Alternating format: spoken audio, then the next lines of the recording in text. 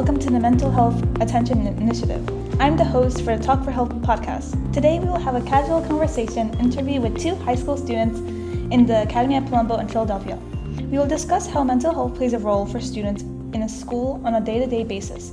I hope this will give you comfort to know that there are others feeling the same about balancing so much while keeping their mental health intact. Both students will stay anonymous for this podcast. We will now begin the first question. How would you describe your mental health? I would describe my mental health as very complex because it all depends on the factors of my environment.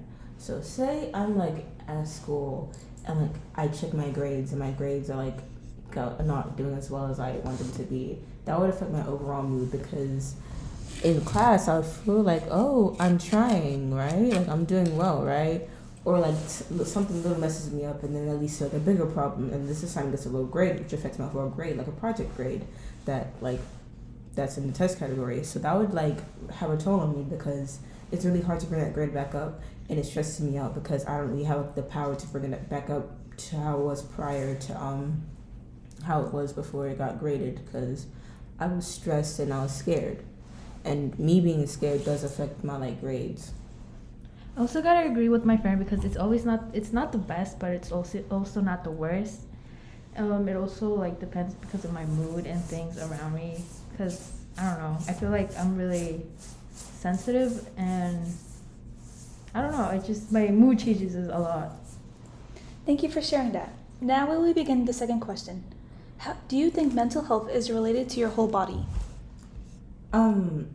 Yeah, I do agree with that because if I'm stressed, then my eating patterns and my overall diet is not good. For instance, 2 days ago, I was in a really bad overall mood for the whole day, and I started eating a lot of carbohydrates, fast food, and stuff that wasn't good for my body. So that made me bloated and overweight.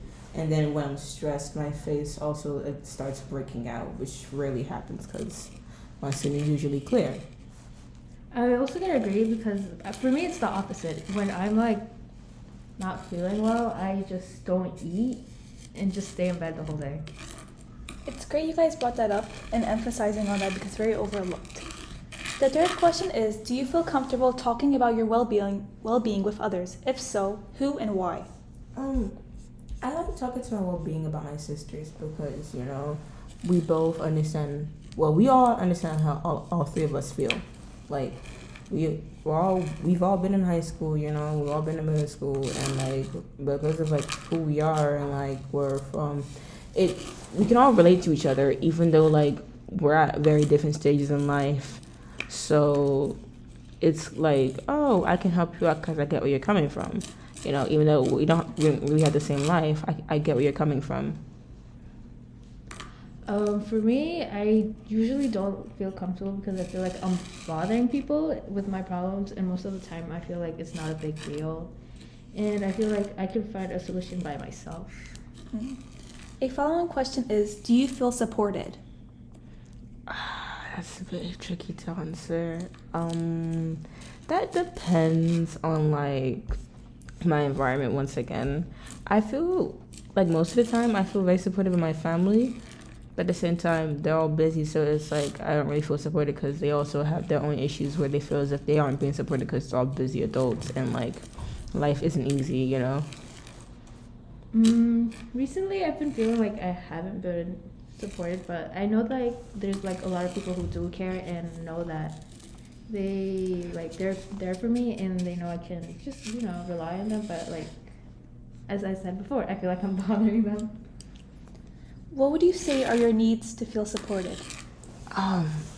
Just having someone I know, you don't have to be super close. Well, we do, but just having someone there, if I'm not a nuisance to them, I can just speak to them whenever I want to, and it can be tit for tat. It can be mutual, we can have each other. That's pretty much all I need. Or if nobody's there, I just listen to music. Yeah, for me, it's just probably someone who can support me and gives me good advice and makes me feel better about myself.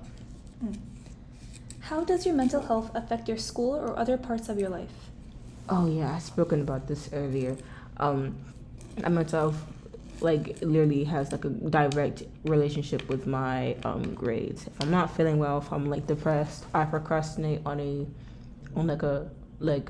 piece of homework or a project, and then like I do it last minute, and then it's just not all that great. Like it severely affects my homework, and part of that is my environment. If I don't have people motivating me, telling me I'm doing well, then I most likely won't do well.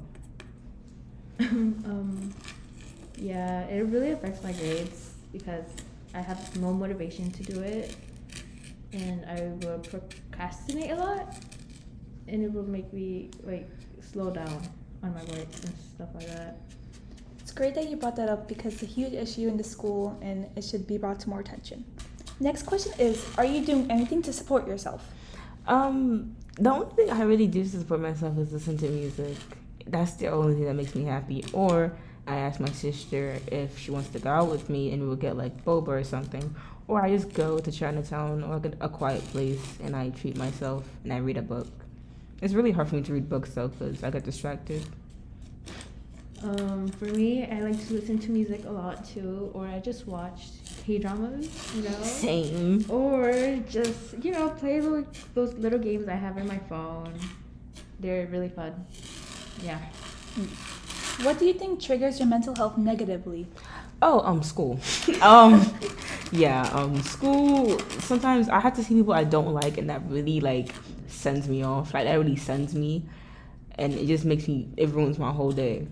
Like it's inevitable. Like you have to see them every day, but I had to deal with it, and you have to be uncomfortable. You have to be comfortable being uncomfortable. So that's what I learned from having it negatively impact my mental health. For me, it's my missing work.